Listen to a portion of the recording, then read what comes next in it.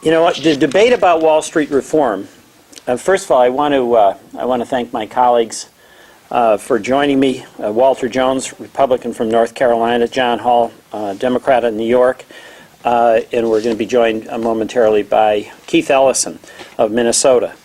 The debate about Wall Street reform has centered around matters of high finance. Whether derivatives should be regulated, whether investment banks should engage in proprietary trading, whether the CFPA, the Consumer Finance Protection Agency, where should that be housed. But the number one issue that matters most for small businesses across this country, small businesses located in red states, small businesses located in blue states, small businesses run by men and women who are trying to make a difference and create jobs. The number one issue for them is whether they are going to get credit card protection. Just as Goldman Sachs and other Wall Street banks plunged the economy into recession with some of their reckless practices, Visa and MasterCard and the credit card industry have been ripping off small businesses for years. And today is in the finance reform bill, the question will be, are we going to stand up on behalf of the small businesses of America? The credit card rip-offs are enormous. Swipe fees are robbing the small businesses of nearly $2 on every sale. On many small sales, grocers and convenience store owners actually lose money.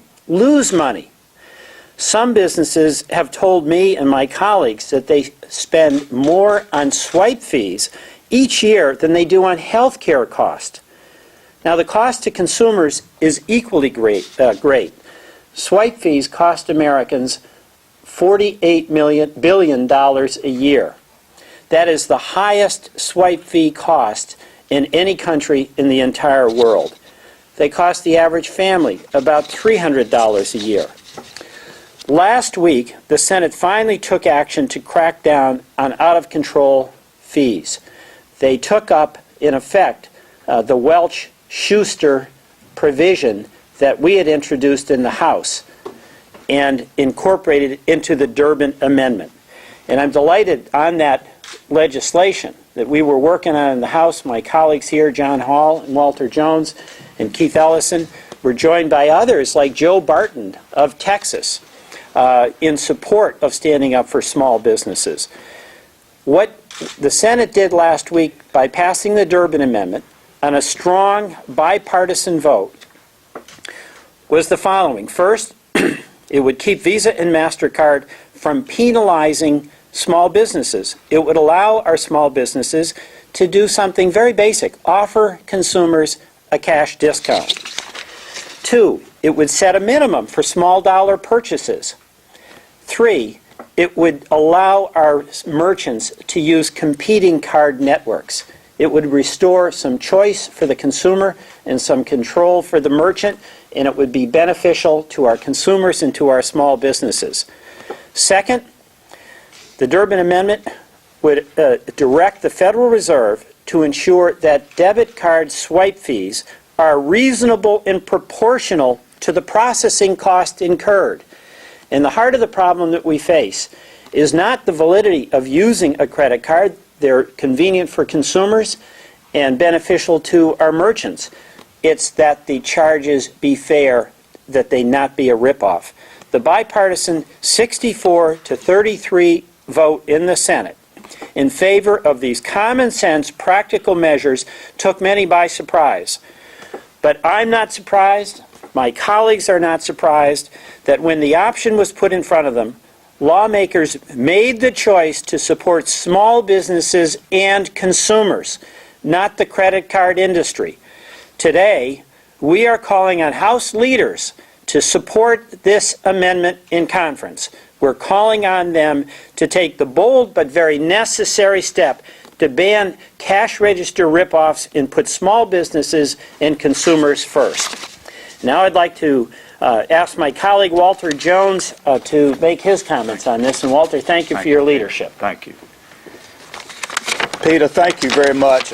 When Peter Welch introduced the credit card interchange fee, Act, H.R. 2382, I initially and was pleased to be on his bill before he introduced the bill.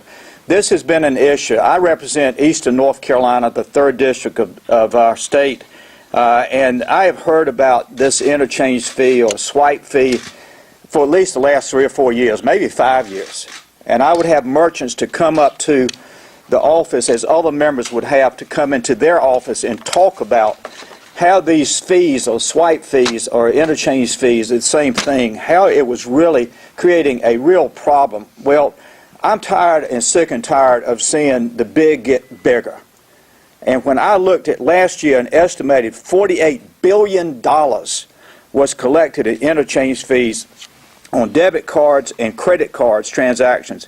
This is from Bloomberg. This is their figure, $48 billion. And here we have our small businesses struggling to keep the doors open. Here we have our consumers that are having a very difficult time making ends meet each month, and yet the big get bigger while the small get smaller. Last year, the average American household paid $427 in credit card interchange fees. That's from the National Retail Federation. Total interchange fee revenues have tripled since 2001. That is why I'm delighted to be here with Congressman Keith Ellison and also Congressman John Hall and my friend, all of my friends, Peter Welch. Peter is exactly right. It is time that the American people be heard. It's time that the hardworking American people be heard.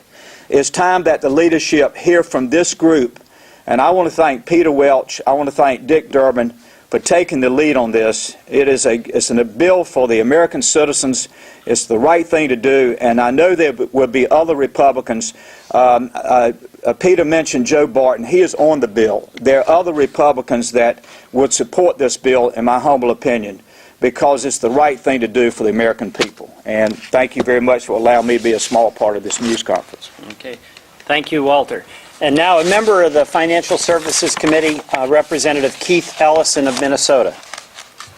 Peter, Walter, John, thank you all for coming here today to encourage our House members to stand up with the Senate idea around these swipe fees. Interchange fees represent a part of the nickel and diming of Americans. In many ways, many people don't even realize they're occurring. There's a widespread sense that swipe fees of the credit card and the debit card is free. Yet, it turns out that about 2% of every purchase is charged in the form of an interchange fee. When you start adding up how much the average American is paying for those fees on the right and on the left and everywhere else, while wages are stagnant, these fees are going up. Unemployment is escalating, and every penny counts for the local community and the average household. Last year, Visa and MasterCard paid about $19.7 billion on debit card transactions, and Visa and MasterCard in turn passed on about 80% of that, or about nearly $16 billion to banks that issue the cards. Some people think they don't have to worry about this fee, but when the bank charges the fee to the store then passes the fee along in the form of higher prices on consumers. We are all paying higher prices because of interchange fees. The small businesses themselves are less likely to be able to grow and make a profit as the result of these fees. It all adds up, and for too long, no one has stood up for regular folks and small businesses. Big banks and credit card companies have had their day in the sun, and today, now, we're calling on our colleagues to help the consumer and small business to get their day in the sun, because they are the engine of our economy.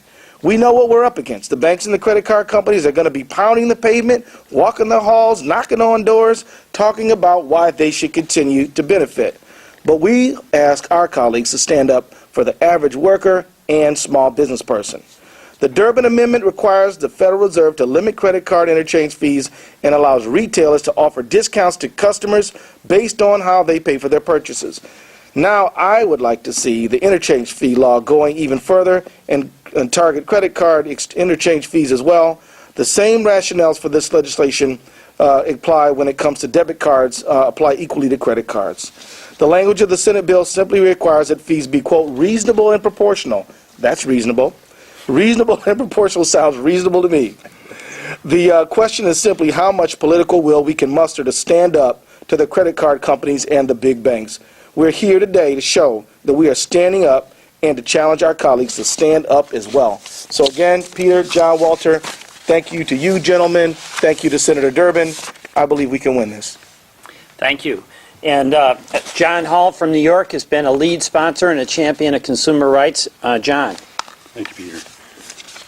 Thank you, Peter and Walter and Keith, and thanks also to Senator Durbin for leading the way on the Senate side. Last year's Congress passed the Credit Card Holders Bill of Rights, a bill I was proud to co-sponsor, putting in place common sense protections against credit card company abuses, such as banning unfair interest rate increases, abusive fees and penalties that were imposed upon consumers. I myself was a victim of one of those when I opened a statement and saw 29.9% APR on a credit card that I'd been paying off more than the minimum on time, and I'd been a customer of that particular bank and that particular credit card for more than 30 years. I went through what so many Americans go through, making that call to the 800 number, talking to a service representative, and then asking for a supervisor, and then asking for another supervisor, and then finally getting it lowered to something that's merely gouging, not necessarily usurial. But this is, even for our small businesses, even a bigger issue than the rate itself. I've been speaking to my Hudson Valley entrepreneurs and small business owners about these interchange fees that are imposed in an unregulated fashion and that take place every time a consumer uses a credit card for any transaction, costing small businesses an enormous amount of money, as you have heard. Some of our largest businesses report spending more on interchange fees than they do, as Peter said, on health care for their employees. The amount of money that banks collect in interchange fees has tripled from 2001 to 2008. I've heard figures varying from 38 billion up to 40-some billion, depending on the source, but any of those figures are alarming. They might impact a large business's balance sheet in a lesser way, but for a small business, this is a devastating fee. More oppressive than the size of the fees is their unpredictability. These additional fees can be tacked on to businesses if they do not make an arbitrary transaction quota, so such as you have a slow month. In the Northeast, we could have a couple of blizzards in the course of 1 month, and a restaurant, for instance, that would be dependent on people being able to get out and drive on the roads to get there could have a slow month. Their month could be even more disastrous because if they don't make the quota, they're charged an extra penalty for that. The credit card company can change the fee at any time with minimal notice, forcing these small businesses to potentially scramble for cover to make up the difference. When I visited a local restaurant in Poughkeepsie, New York, and spoke with its owner, Frank Fasano, he told me about the difficulties he faces and how challenging it is for a restaurant to survive in this economy without having to pay additional charges and unfair fees. It's time for this to change. I call upon our Speaker and Majority Leader and Minority Leadership and conferees on the House side to work with the Senate and adopt the language from the Durbin Amendment. I'd like to thank Congressman Welch for introducing the Credit Card Interchange Fee Act to finally set standards on the fees that the credit industry imposes on our small businesses. I'm pleased to see that it's included in the Senate-passed Financial Regulatory Reform Bill.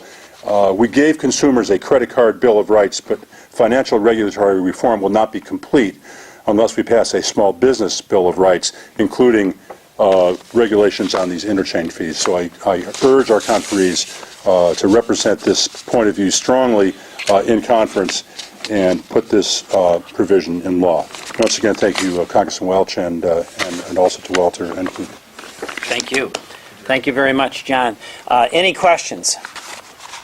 Yeah, Nicole, go ahead. First of all, how many signatures do you have so far on your letter? And secondly, are you concerned that the Durbin Amendment targets the debit fees but doesn't limit credit card fees? Two things. One, I'll get to you on the number of signatures that we have, but we're making real progress on this because the game has changed. I mean, after we got the strong bipartisan vote in the Senate, it was a real indication that this had strong momentum. And I think that was in part made possible because of revelations that came out about some of the practices on Wall Street that were unfolding as the Senate was considering the language. Secondly, my preference would be to include the credit card side, not just the debit side. But keep in mind, there's some very, very solid protections on the credit card side. Discount, cash discount. That's going to help our merchants, and it's going to help our consumers. You're going to be able to, a merchant's going to be able to set a minimum on the purchase. So somebody coming in and buying, and this happens, a cup of coffee and a donut may not be able to use the credit card, and that's reasonable for the business.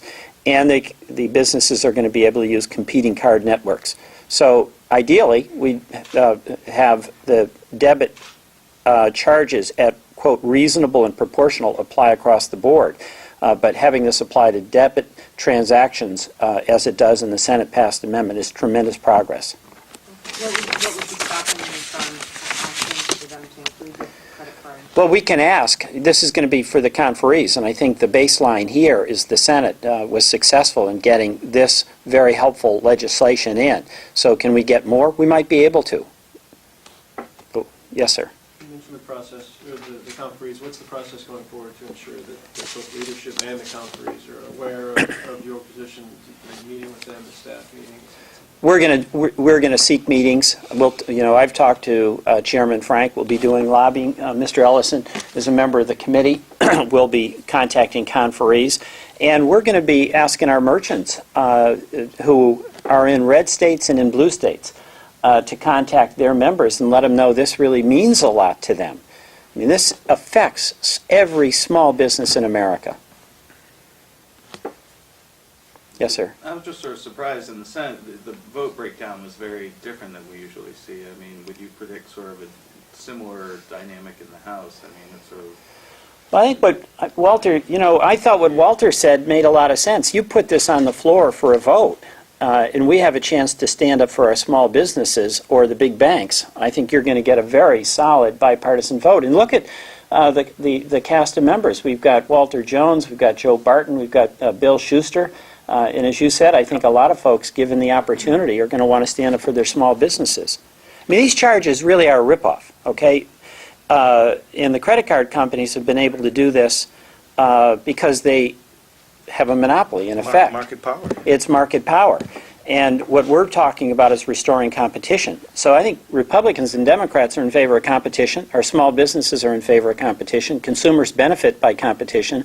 And basically what we're doing is busting up a monopoly. If I can Walter? very quickly just add to what Peter said, if you think about the fact that this has been a concern for years and years and years. I've been here 16 years. The way this place works is the people, when they finally understand that Congress is listening to them, they get energized. And that's exactly what happened when Peter put this bill in. That's what happened with Senator Durbin's success on that side. We've got some energy now. And that's why I think with the leadership and Peter and others, and a little bit from our party as well. Yes, sir. I think that business owners, the small business owners, have been energized. They've seen some success. They've tasted success, and they want to see this thing go across the goal line.